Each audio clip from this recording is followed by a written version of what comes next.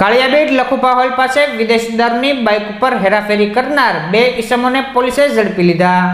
Nilambag police મથકનો staff પેટ્રોલિંગમાં હતો તે વેળાએ કાળિયાબેટ લખુપા હોલ પાસેથી પસાર થઈ રહેલા બાઇકને અટકાવી તલાશી લેતા વિદેશી દારૂની બોટલો મળી આવતા બાઇક ઉપર સવાર ધાર્મિકભાઈ હર્ષદભાઈ સરવૈયા અને